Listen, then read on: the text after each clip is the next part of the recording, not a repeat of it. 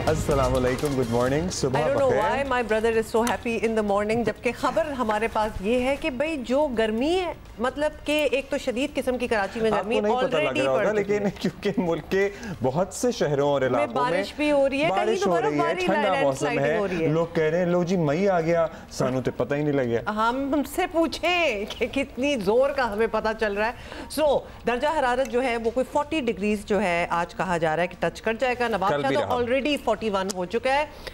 कल कराची में 40 degree centigrade रहा। एंड टू थिंक कि अभी वो जो एक हाइट ऑफ गर्मी होती है वो नहीं है और हम ऑलरेडी 40-41 पे पहुंच चुके हैं। So this is going to go far and beyond and it's hot in Karachi. ये कहा जा रहा है कि जो गर्मी की लहर है कराची गिरतो नवाह की बात करेंगे, ये जुमेरात तक जारी रहेगी। बाकी मुल्क में ज्यादातर जगह मौसम खुश्क रहेगा, ऑल्दो कहीं कहीं बारिश का भी इम्कान है। इस्लामाबाद, खैबर पख्तूनख्वा, कश्मीर में आज बारिश मुतवक्के है। हर जगह बारिश होगी आज, तो काफी जगह बारिश है। खैबर पख्तूनख्वा और कश्मीर के बाज़ इलाकों में जी बारिश हो सकती है। पंजाब में भी, पंजाब में भी जी जी जी बिल्कुल, पंजाब में भी। आखिरी लाइन नहीं पड़ी थी जो मैंने आपको पर्चा दिया था, उसमें पंजाब का भी जिक्र है। तो बेसिकली कहने का मतलब ये है कि सिर्फ हमारे यहाँ ही बहुत खुश्क और गर्म मौसम है, अदरवाइज इट्स नॉट बैड। हाँ, बट अदरवाइज ये नहीं है कि हर जगह बारिश होगी। बेशतर जो इलाके हैं मुल्क के उसमें मौसम खुश्की रहेगा।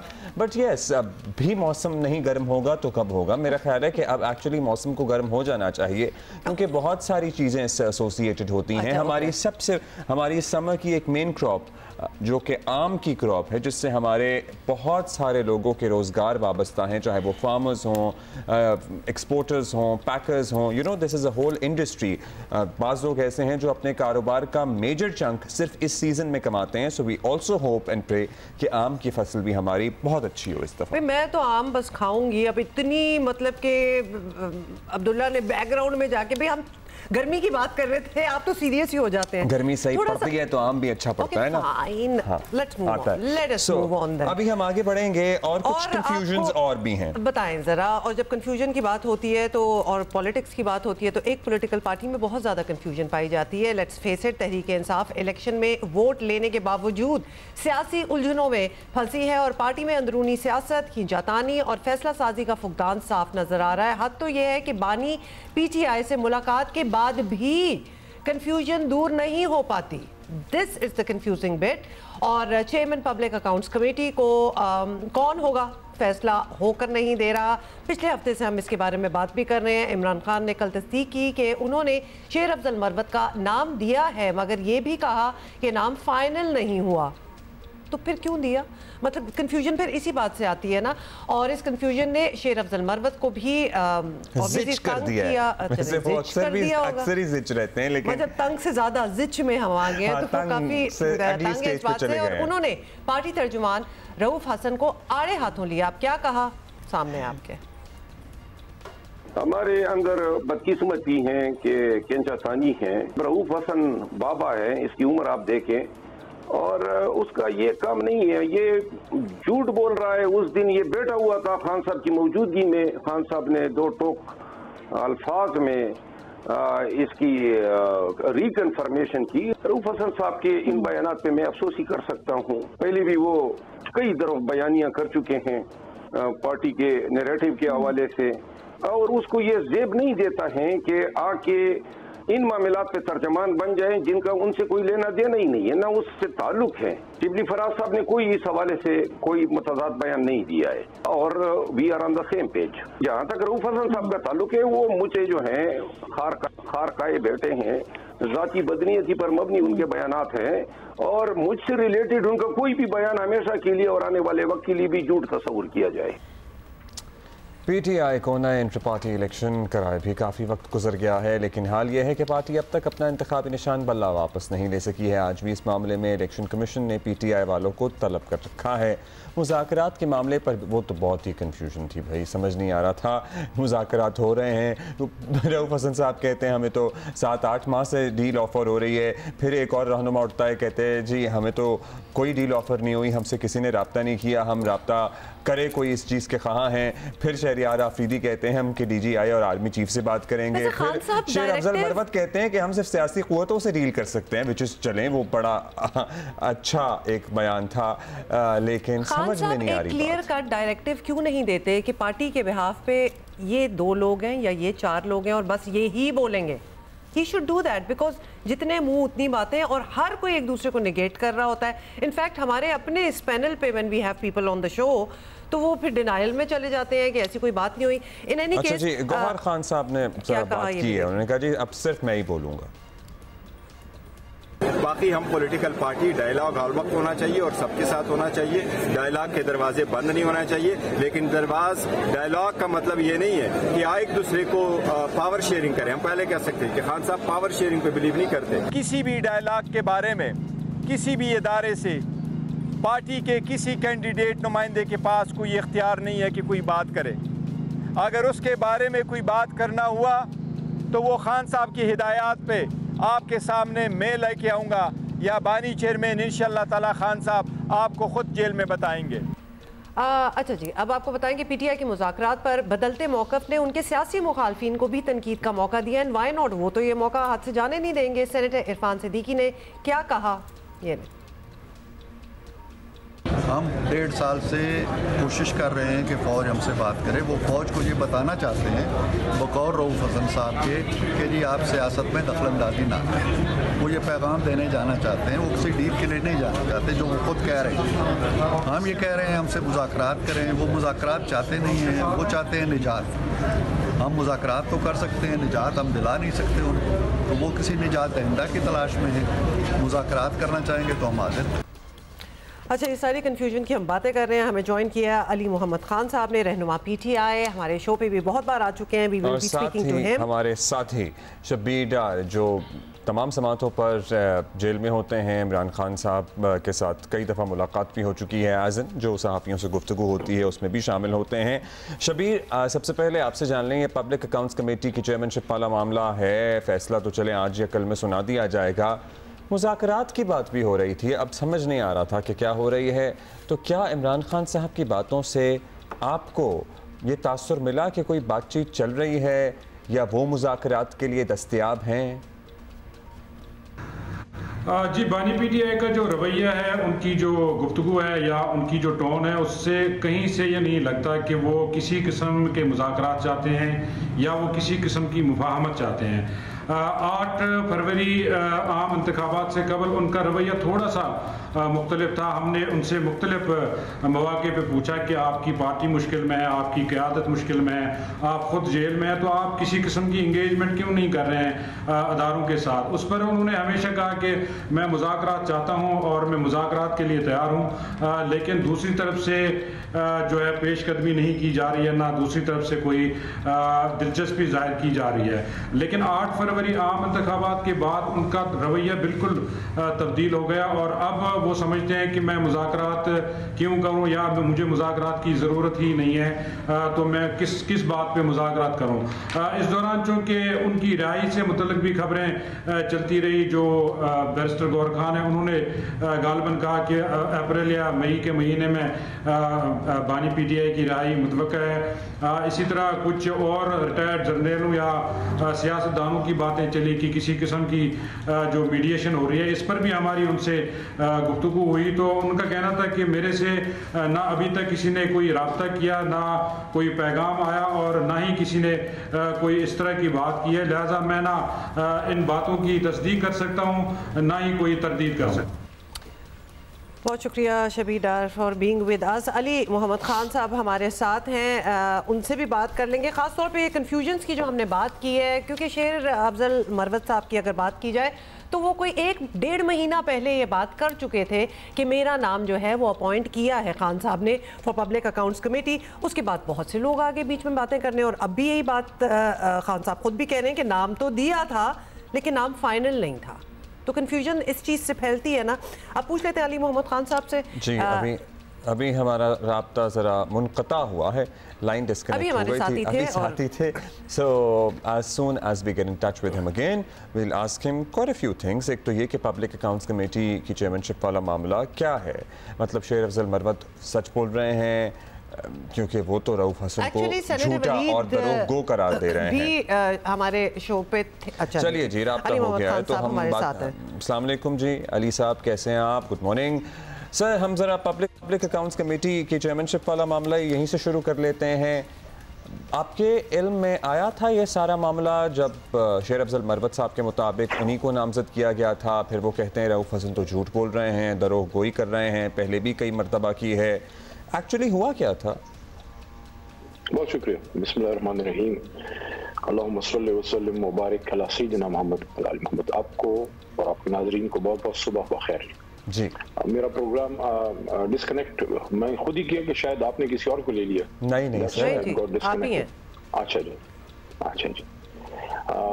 देखें, मैं समझता हूँ कि पार्टी के अंदरूनी मामलात को पब्लिक फोरम पे आपस में इस तरह एक दूसरे के खिलाफ मड स्लिंगिंग मैच नहीं खेलना चाहिए। हमारी तो इस जमात में आधी जिंदगी गुजर गई है, हमने बड़े बड़े स्टालवर्ट्स इस जमात में देखे जो आए चले गए, लेकिन जब तक हम रहे अंदर इख्तिलाफात हमेशा रहते हैं किसी भी जमात में। अगर कोई कहेगा ना कि किसी सियासी जमात में कोई अंदरूनी मुखालफत या मुदाखलत नहीं है आपस में, तो मुनाफिकत करेगा। लेकिन आप में इतनी पॉलिटिकल मैच्योरिटी होनी चाहिए कि आप जो आपके इंटरनल इश्यूज हैं वो आप पब्लिक में ना डिस्कस करें। पब्लिक में आपने वो चीज़ डिस्कस करनी है जो पार्टी का इंटरेस्ट है, लीडर की पॉलिसी है। मेरे ख्याल में अगर आप मेरे से पूछें, being an old stalwart of PTI, मेरे सामने दो चीज़ें सबसे अहम हैं। नंबर वन, इमरान खान साहब की और उनके साथ बाकी सीराम की रहाई और मैंडेट की वापसी। अब उसके लिए कोई मुज़ाकरात होने हैं, कोई बात होनी है, जिससे भी होनी है, जहाँ भी होनी है, वो होनी चाहिए। हाँ, एज ए पॉलिटिकल वर्कर मैं ये समझता हूँ कि मुज़ाकरात अगर बाज़ाब्ता हैं, कैमरा है, आप जैसे माशाल्लाह जर्नलिस्ट सामने बैठे हैं, क्वेश्चन हो रहे हैं, रिपोर्टर्स हैं, that should be between political forces. आइन के अंदर पैरामीटर्स के अंदर बात होनी चाहिए। सर्टनली, सो आइन के पैरामीटर्स के अंदर बात होनी चाहिए। सो मुज़ाकरात पर हम क्या अखज़ करें? आपकी गुफ्तगू से भी मुज़ाकरात पॉलिटिकल फोर्सेस के दरमियान ही होने चाहिए, या आप ही की पार्टी के कुछ लोग कहते हैं कि जी हम तो बस इनसे नहीं, आर्मी चीफ से बात करेंगे, किससे बात करेंगे? इनफैक्ट ऐसी इंडिकेशंस भी आ रही हैं कि जैसे एस्टैब्लिशमेंट से कोई बातचीत हो रही है, कुछ नाम भी अपॉइंट हुए हैं। अब्दुल्ला भाई, उमर साहब, मैं इस पे बड़ा मेरा क्लियर मौक़िफ़ है। देखिए, ना हम अहम हैं, ना वो अहम हैं। वो से मतलब सिर्फ पिंडी नहीं, हमारी सियासी मुखालिफिन, हम अहम आप हैं, 25 करोड़ अवाम है। We are doing politics for you people. जब सियासतदानों को ये आइडिया हो जाएगा ना, अंदाजा हो जाएगा कि we are not a game of thrones, ये इख्तिदार की तख्त की लड़ाई नहीं है, ये अवाम की खिदमत है। लड़ाई सिर्फ ये है कि जिसको अवाम ने वोट दिया है वही उसको लीड करे, और जब वो बैठे इख्तिदार के सिंहासन पे तो वो अपोजिशन को अपना दुश्मन ना समझे, और अपोजिशन जिसको अवाम ने वोट नहीं दिया वो पहले दिन से ये ना उधार खाए बैठे कि अब इसको मैंने कल गिराना है। वो अपने थोड़ी सी मैच्योरिटी पैदा करे कि मैंने जितना भी अरसा है पार्लियामेंट का, मैंने जम के as a shadow cabinet opposition करनी है और अवाम के सामने फिर अपना एजेंडा देना है। हो सकता है अगली बार अवाम मुझे मैंडेट दे, ये पॉलिटिकल एक सोच। लेकिन ऐसा बदकिस्मती से नहीं होता। हमारी माजी बईद और माजी करीब की पॉलिटिक्स इस बात पे गमाजी करती है कि जिसको भी कंधा मिला उसको कंधे पे बैठ के आया है।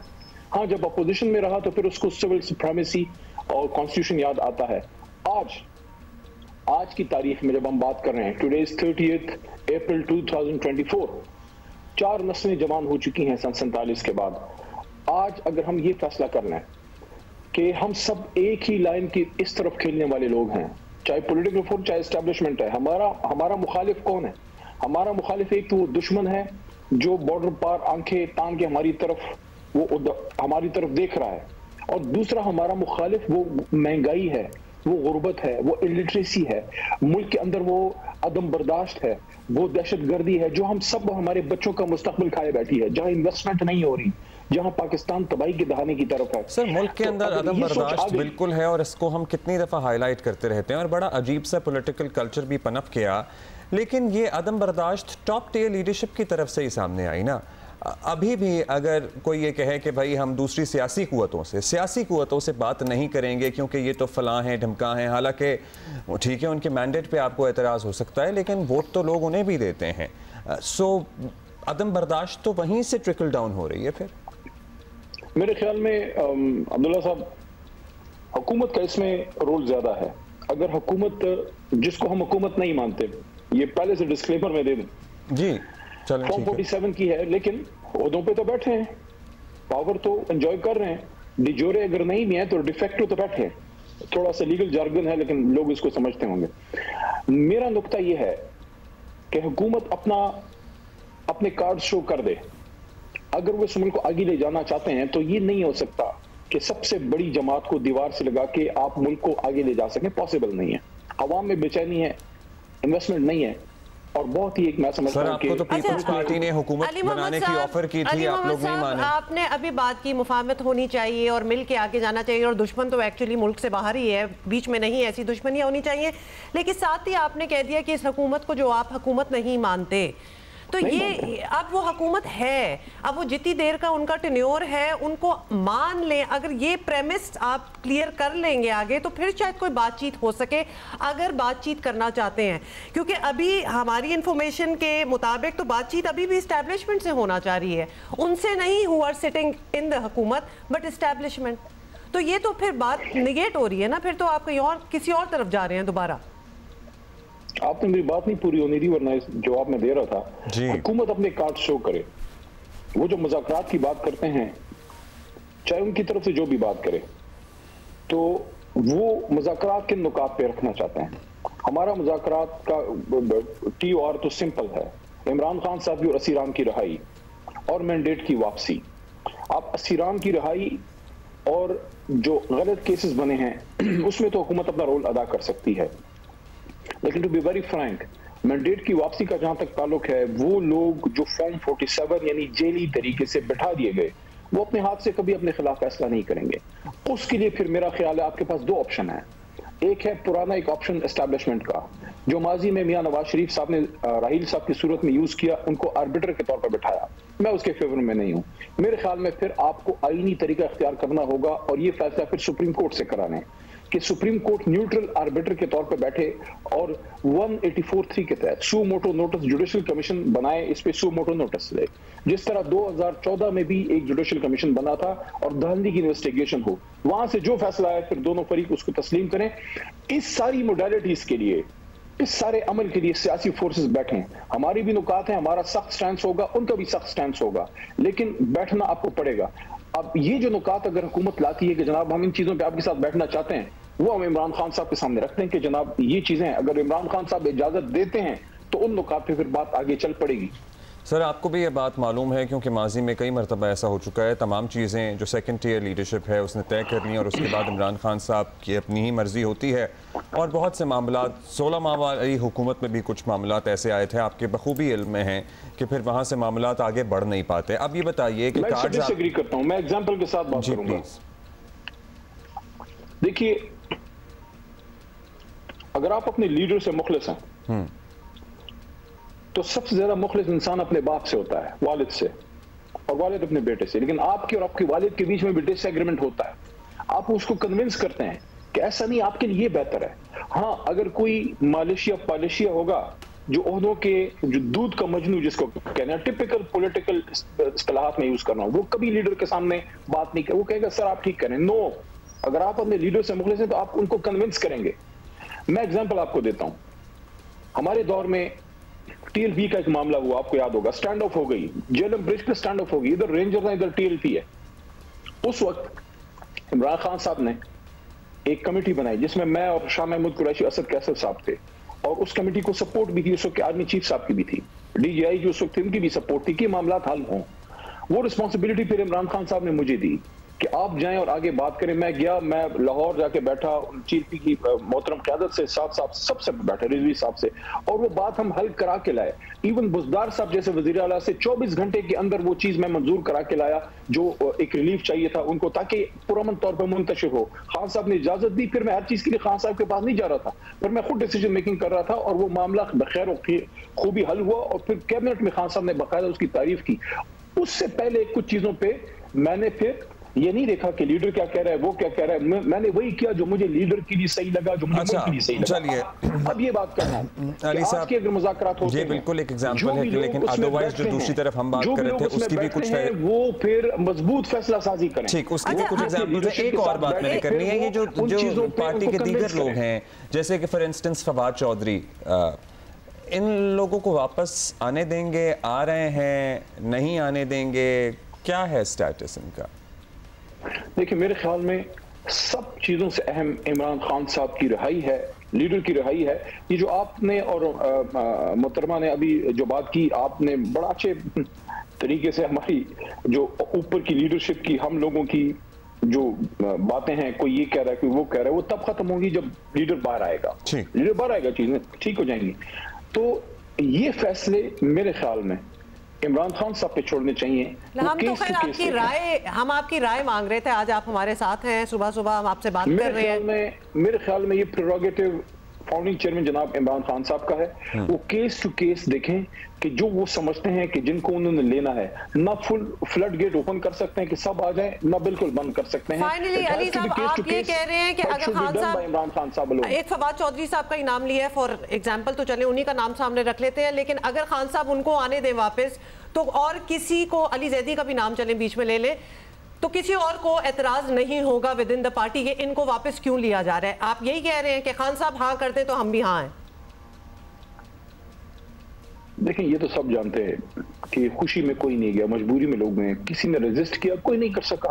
किसी ने स्टैंड ले लिया, कोई स्टैंड नहीं ले सका। कोई जेल में सरवाइव कर गया, किसी ने कोई बेचारा कॉम्प्रोमाइज हो गया। मतलब उन्होंने दूसरी पार्टीज भी ज्वाइन कर ली, ये नहीं कि वो चले जाएं और फिर कुछ ना करें, लेकिन कुछ दे तो फिर बाकी। मेरे ख्याल में अगर इस पे सुप्रीम लीडर या फाउंडिंग चेयरमैन जो भी नाम दें, जनाब इमरान खान साहब जो फैसला करेंगे, पार्टी उसको मानेगी। चलिए, लेकिन अगर उनके बजाय कोई और कोई बात करेगा तो उसको पार्टी फिर टो नहीं करेगी। ठीक, गॉट इट, बहुत शुक्रिया। थैंक यू अली भाई, और गुड डे जी। Alright, there you go. और सब कुछ तो खैर उन्हीं ने कह दिया, अब हम आगे क्या कहें, ब्रेक ले लेते हैं, क्या ख्याल है? ब्रेक के बाद मिलेंगे।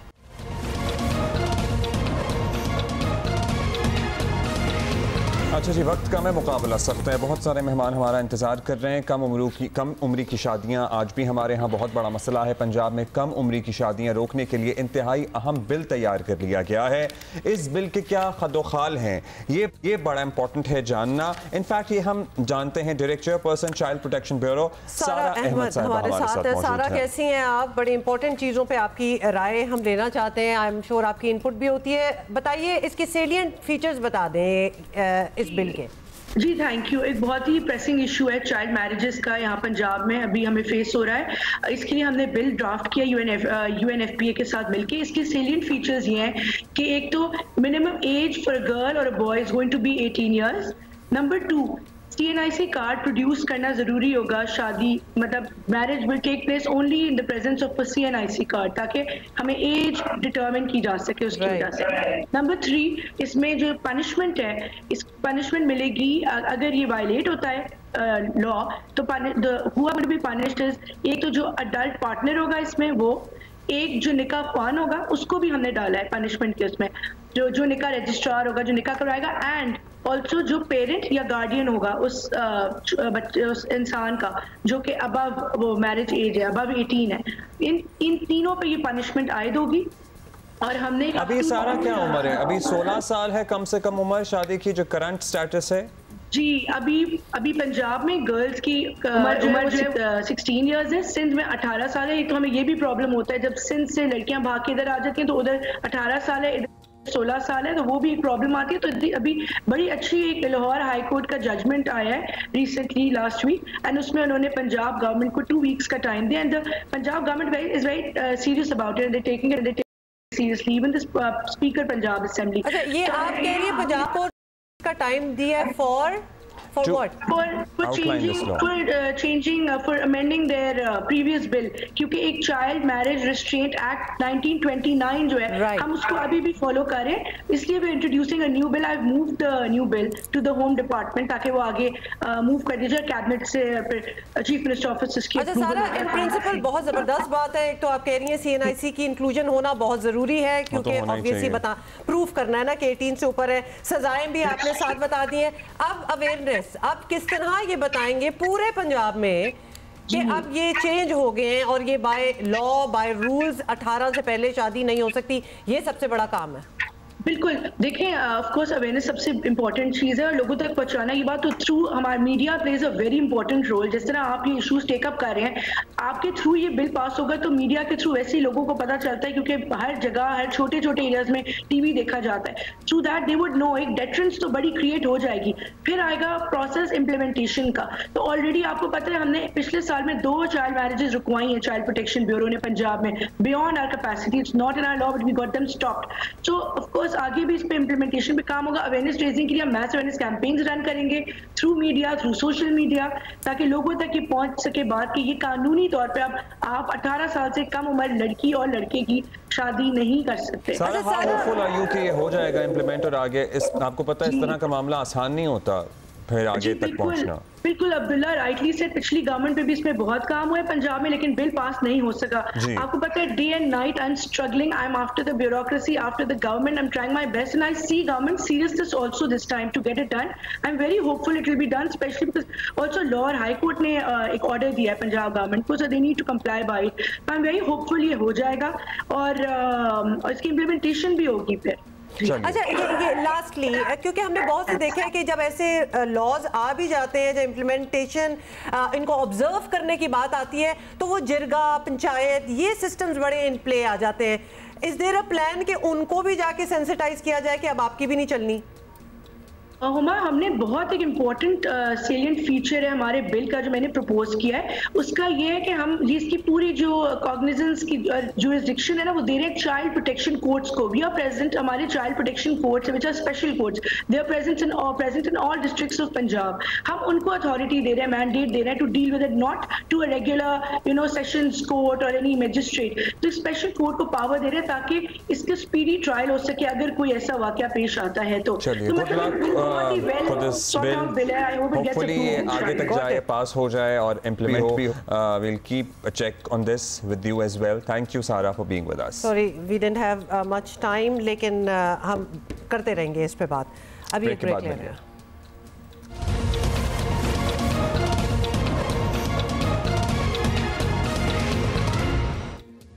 अच्छा, अभी जो है ना हमें शंग्रीला रिजॉर्ट्स करदू से हमारे एक दोस्त हैं, वो भेज रहे थे मनाजिर साहब, और वो हमें वहाँ के मनाजिर भी दिखा रहे थे और मौसम भी दिखा रहे थे। 3 डिग्री सेंटीग्रेड है। दिल चाह रहा है सब कुछ समेट के ना वहाँ से शो करना शुरू कर दें। पाकिस्तान की ऐसी कितनी खूबसूरत जगह हैं जो अभी भी दुनिया को देखना बाकी हैं, और ओवरसीज पाकिस्तानी जिनका सर्कल होता है, जिनके फ्रेंड्स होते हैं दुनिया के दीगर ममालिक में जहाँ जहाँ वो रहते हैं, अगर वो उनको इकट्ठा करके लेके आए ना तो एक और बात होती है। इस तरह से उन्हीं में से एक है बिस्मा परवेज जिन्होंने आज हमें ज्वाइन किया है। वो हैं traveller, food blogger, Instagram, TikTok, बहुत कुछ करती हैं। Bisma, welcome to our show. कैसी हैं आप? बिस्मा, बताइएगा कहाँ से आपकी जर्नी स्टार्ट हो रही है, कितना इंपॉर्टेंट है आपके लिए कि हम पाकिस्तान का एक ज़बरदस्त इमेज जो है वो दिखाएं दुनिया को?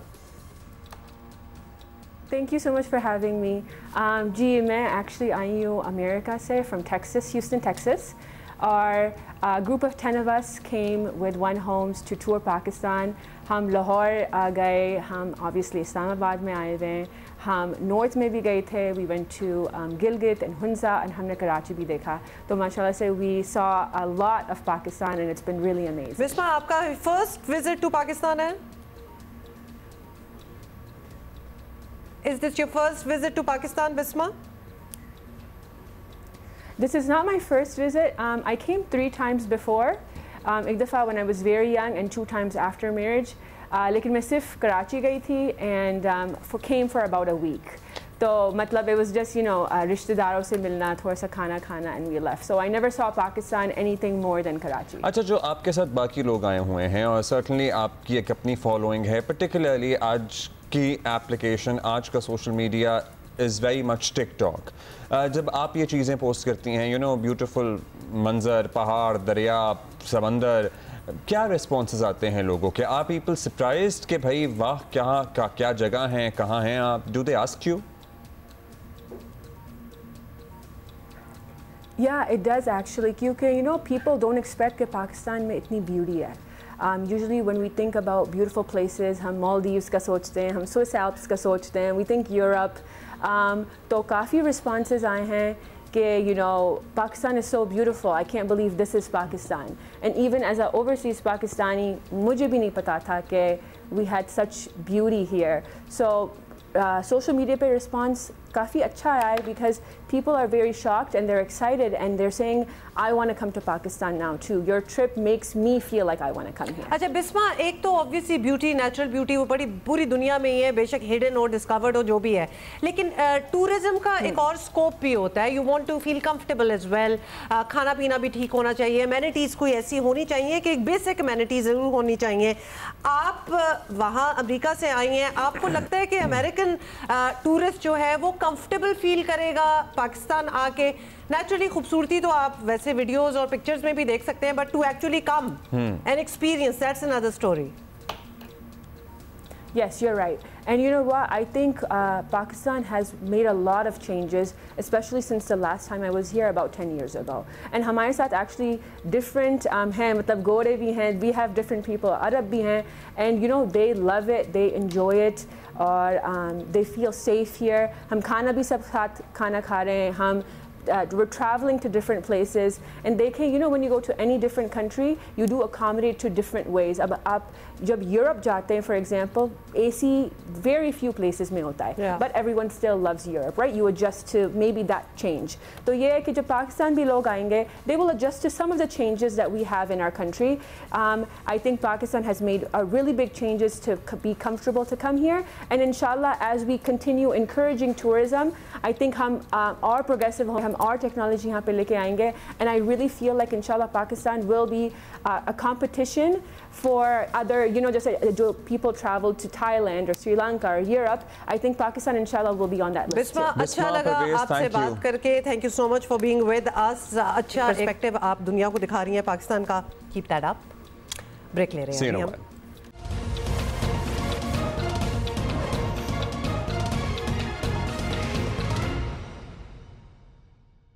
कराची का एक और ट्रांसपोर्ट मंसूबा BRT रेड लाइन ताख़ीर का शिकार है और इस अहम तरीन मंसूबे पर 1.5 साल से काम रुका हुआ है. इलाके में वाकई 6 यूनिवर्सिटीज़ हैं. ये पूरा इलाका हम बता दें क्या है. हज़ारों स्टूडेंट्स जो हैं उनके साथ लाखों शहरियों की ज़िंदगी अजियत बन चुकी है. 20 लाख से ज़ायद अफराद जो हैं वो खुदी हुई सड़कों, खुले नालों साथ साथ दिखा भी रहे हैं ताकि आपको नजर आ जाए. गुबार के बायस रोजाना अजियत, मुश्किलात तो छोटा लफ्ज होता है, अजियत होने लगती है आपको फिर अल्टीमेटली. और सालों साल अगर ये चीज़ चल रही हो इस तरह और आपको ये ना पता हो कि कब खत्म होगा, क्योंकि एक वादा हुआ है कि ये सब कुछ ठीक हो जाएगा, लेकिन एक्चुअली मंसूबे की लागत में भी रॉकेट की रफ्तार से इजाफा हो रहा है. ट्रांस कराची बोर्ड ने पिछले माह लागत में 30% इजाफे की मंजूरी दी, जिससे मनसूबा मजमूई लागत इसकी अब 79 अरब रुपए से बढ़कर 103 अरब रुपए तक जा सकती है. ये मंसूबा 2022 में एशियन डेवलपमेंट बैंक की मुआवनत से शुरू किया गया था. 2025 में इसे मुकम्मल होना है, मगर इस वक्त तक तो मुकम्मल होने के आसार नज़र नहीं आ रहे हैं. मंसूबे के तहत बसों को चलाने के लिए बायोगैस प्लांट भी कायम किया जाना था, मगर हुकूमत ने अभी तक किसी को प्लांट की तामीर का ठेका ही नहीं दिया है. सो ये भी एक बात है. वज़ीर आला सिंध मुराद अली शाह का दावा है कि मंसूबे पर 1-1.5 महीने में जो है वो काम शुरू हो जाएगा, शुरू कर दिया जाएगा और शहरियों की तकलीफ जो है वो उनसे आगाह हैं. कराची ट्रांसपोर्टेशन बोर्ड जो है उसके ज़राए का कहना है कि मंसूबे पर काम दोबारा शुरू करने में कम से कम 3 से 4 महीने लग सकते हैं. ठेकेदारों के मजदूर जो हैं वो ईद मनाने अपने आबाई इलाकों को जा चुके.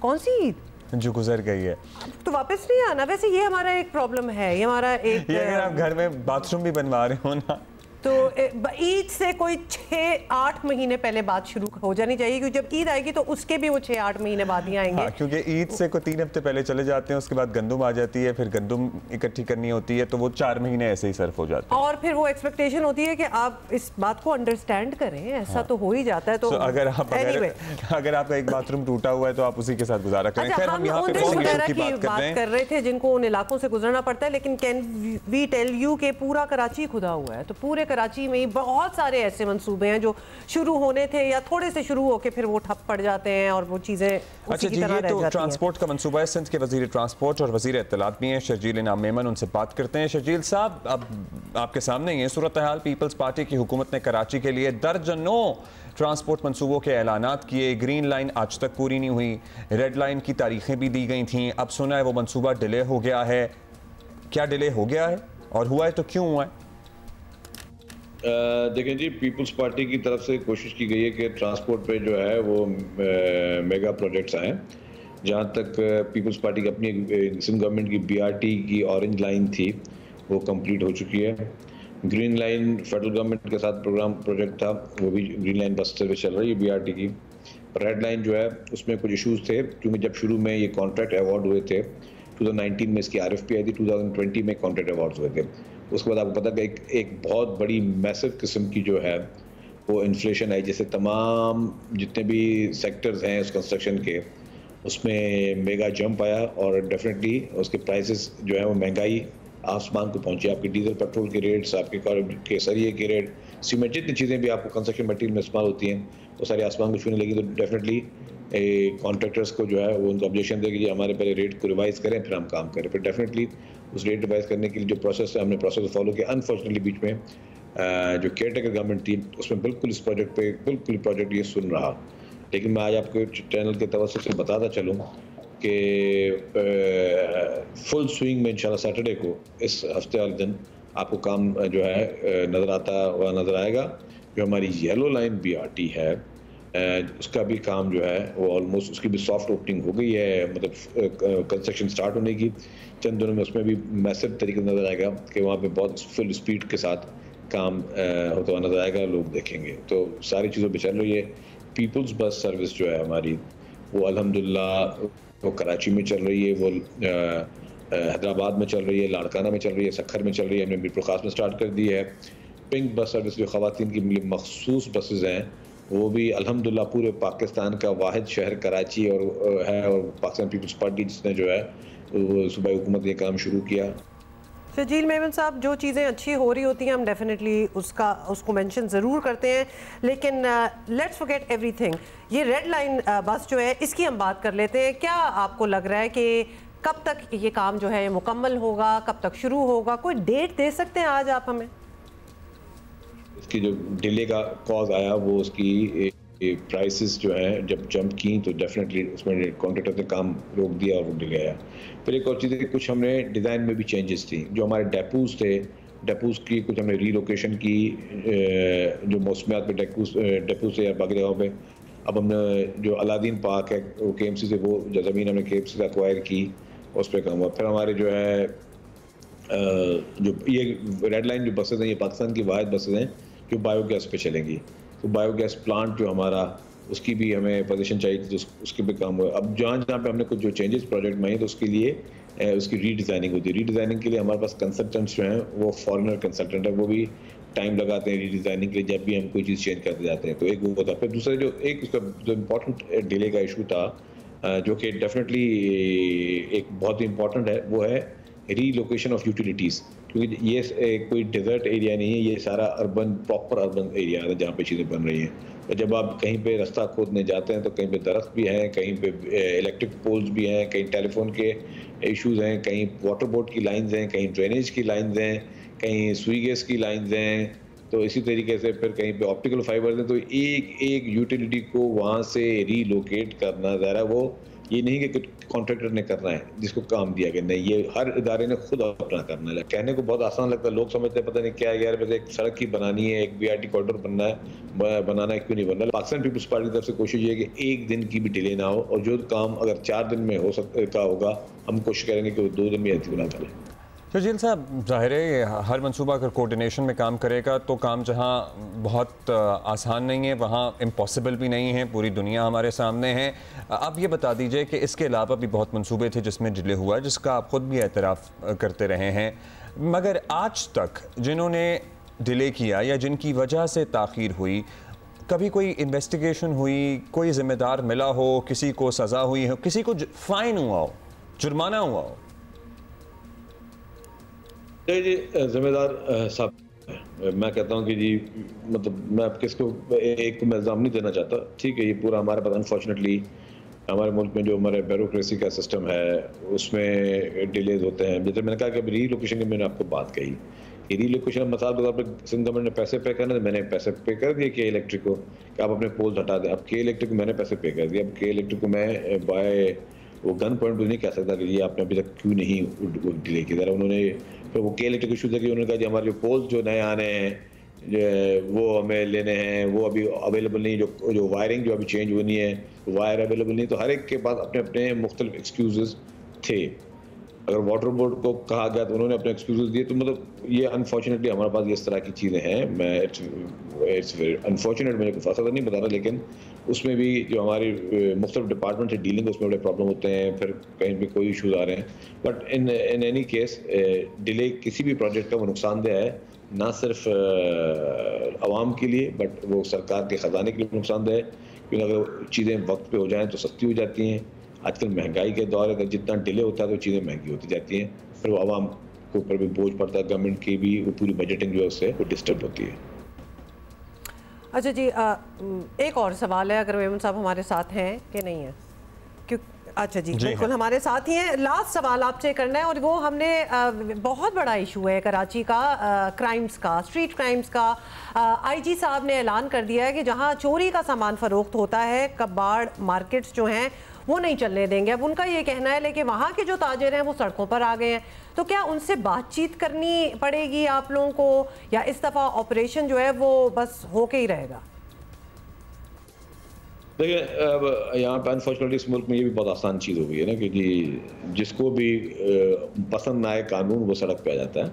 ये कतई नहीं होता। मेरे आप भी रिपोर्टिंग करते हैं, आपको याद है पहले कानून में क्या होता था कि अगर आप किसी के घर पे कोई डकैती पड़ी और तो सोना चोरी हो गया, अगर सोना किसी सुनार से मिलता था तो सुनार भी गिरफ्तार होता था कि भाई आपने सोना किससे ख़रीदा, उसकी आइडेंटिटी क्या थी, उसने क्या आपको बताया था। इसी तरीके से अगर आईजी साहब ने बयान दिया है, which I think it is most appropriate, कि ये सबका फ़र्ज़ है। सपोज अगर आज मोबाइल मार्केट में कोई एक बंदा आके और वो 10 महंगे फ़ोन आके बेचने आता है तो मोबाइल फ़ोन वाले का काम है, मालिक दुकानदार का, पूछे भाई आप ये कहाँ से लेके आए। वैसे थोड़ी कि कोई भी आके ख़रीद आके बेच के चला जाए। तो इस पर हमने मुख्तलिफ फोरम्स पे, लॉ एंड ऑर्डर की मीटिंग्स में चीफ मिनिस्टर साहब ने, हमारे होम मिनिस्टर साहब ने, सब ने ये चीज़ ये पॉइंट आउट की और उसको अब मेक श्योर कर रहे हैं कि जी इस तरह की ख़रीदारी ना हो। वो पहले पूछें कि सेलर से भाई आप कहाँ से लेकर आए हो, आपके पास रसीद है, आपने कहाँ से खरीदी। लेट्स सपोज कि आप इस तरह से कोई चीज़ नहीं करते, मतलब किसी की अगर आपकी गाड़ी है कोई चोरी करके चला जाए और मुझे बेच दे, मैं ज़रूर पूछूंगा यार पेपर्स कहाँ हैं गाड़ी के, रजिस्ट्रेशन अपने ट्रांसफर लेटर कहाँ है। ये तो थोड़ी कि अगर कोई शोरूम वाला है वो सारी चोरी गाड़ियाँ खरीदता रहे और बोले कि जी कि अगर हमारे मेरे पास पुलिस आई या कोई भी इदारा है तो मैं एहतजाज करूंगा, मैं रोड ब्लॉक कर दूंगा, मैं पूरी एसोसिएशन जाऊंगा। बहुत शुक्रिया शजील साहब। उसका एक और आसान भी हल होता है, मतलब हम इस तवक्को पे माशरे नहीं चल सकते कि लोग खुद से लॉ जो है वो अबाइड करना शुरू कर देंगे। ऑनेस्टी और गुडनेस एक्सपेक्ट करना, जिसको 10 मोबाइल कोई बेच रहा है और इतने भारी जुर्माने होते हैं दुनिया में जहाँ पे लॉ एक्चुअली इम्प्लीमेंट किया जाता है। मतलब आप क्या नज़दीक की बात कर लेते हैं, दुबई में अगर आपने गलती से आप जहाँ आपको उतरना है आप वहाँ ना उतरें, एज एन आप पार्किंग थोड़ी दूर है और आप पहले उतर गए, 650 दिरहम का फाइन होता है। दुबई की बात आप ना करें क्योंकि वहाँ जो लॉज हैं वो मतलब हम तो दूर दूर तक सोच भी नहीं सकते। हम लिटरली, और वहाँ कौन है, हमारे ज़्यादातर पाकिस्तानी है ना जो ट्रांसपोर्ट के शोबे से वाबस्ता है, गुडनेस पे कि वो खुद ही आके रिपोर्ट कर देंगे कि जी हमारे पास एक आया है वो 10 मोबाइल बेच रहा है। वो यहाँ से लोग जाते हैं वहाँ पे पब्लिक ट्रांसपोर्ट के शोबे से एसोसिएट हैं, लेकिन मजाल है कि कोई रूल ब्रेक करते हैं, पता है ना। सो ये कराना पड़ता है लोगों से।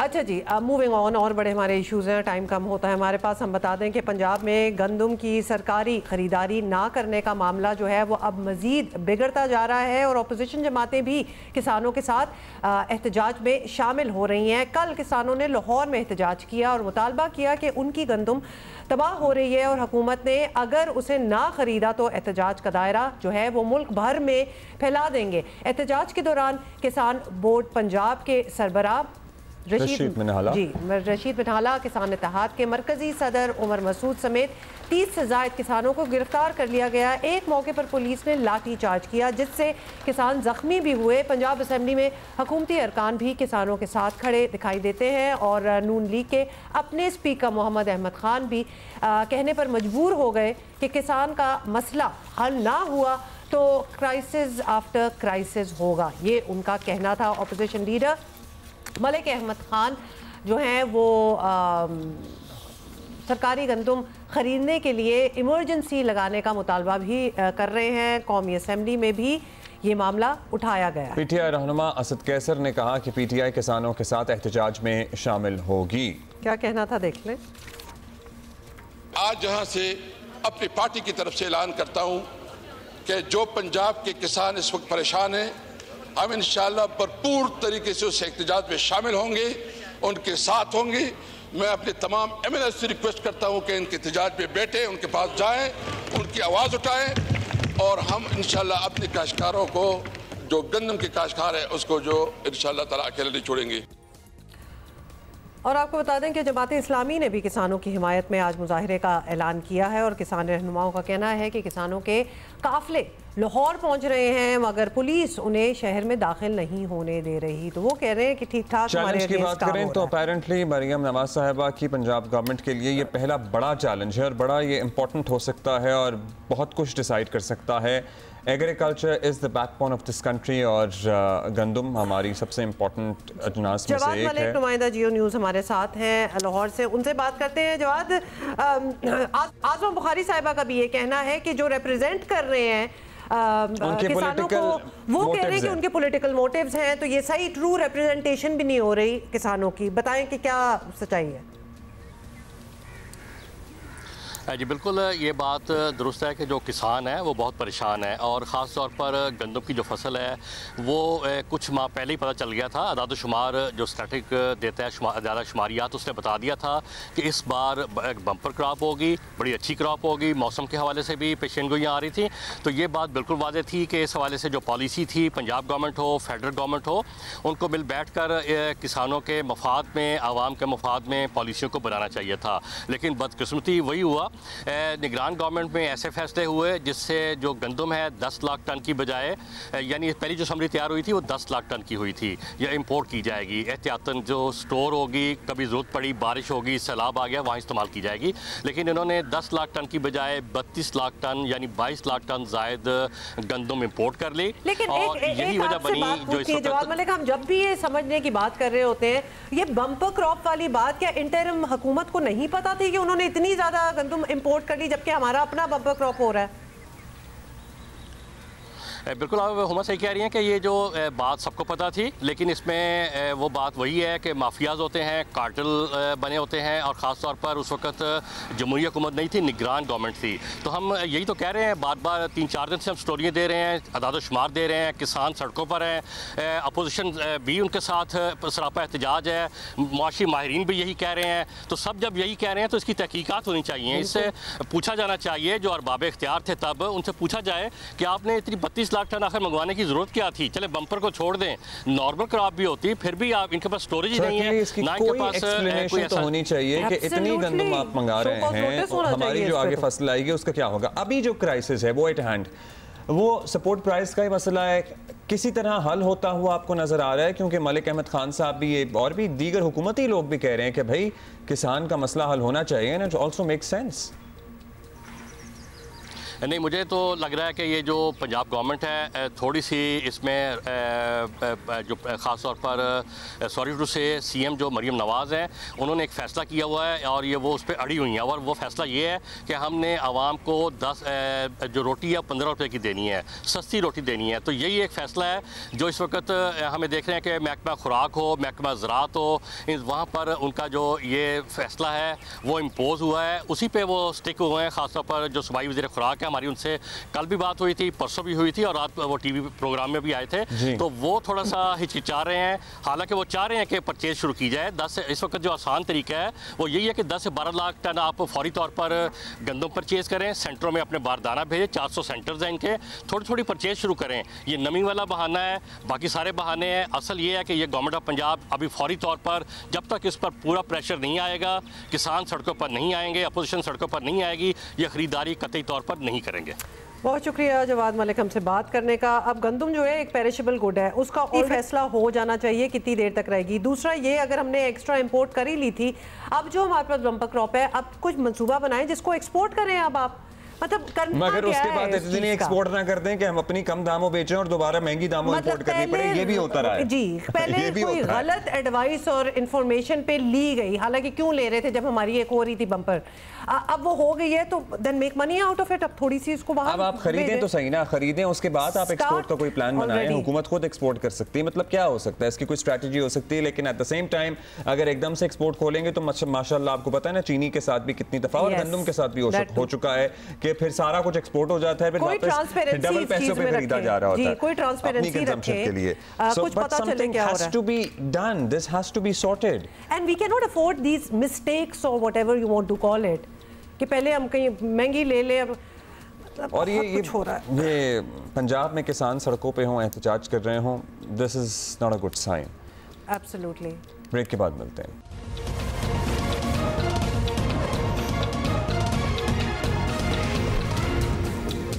वेलकम। अच्छा जी, पिछले हफ्ते दुबई में होने वाले कराटे कॉम्बैट मुकाबलों में पाकिस्तान की इंडिया के खिलाफ ज़बरदस्त फतेह ने सबको बड़ा खुश रखा था। आपको याद ही है शाहजेब रिंद से तो आपकी मुलाकात हमने एक्चुअली कराई थी और उनके साथ दूसरे पाकिस्तानी फाइटर जिन्होंने इंडियन हरीफ को चित कर दिया था वो थे रिजवान अली।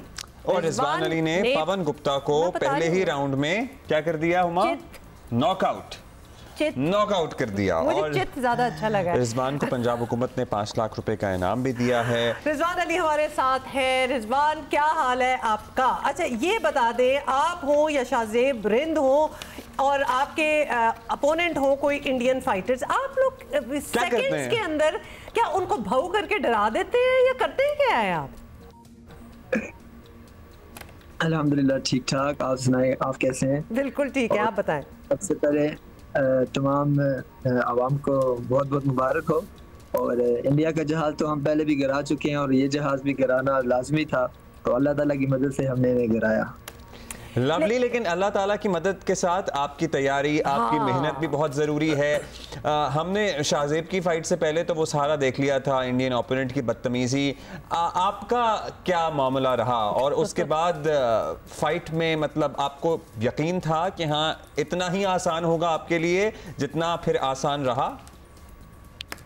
जी, इतना आसान तो नहीं था। वो एयरफोर्स जवान था और दूसरा ये कि उसकी 120 फाइटें हैं और वो इंडिया का गोल्ड मेडलिस्ट है और साउथ एशिया का भी, तो थोड़ा सा प्रेशर था। पर अल्लाह ताला की मदद से जब इंडिया के साथ हमारी फाइट होती है वो ईमान का जज्बा होता है।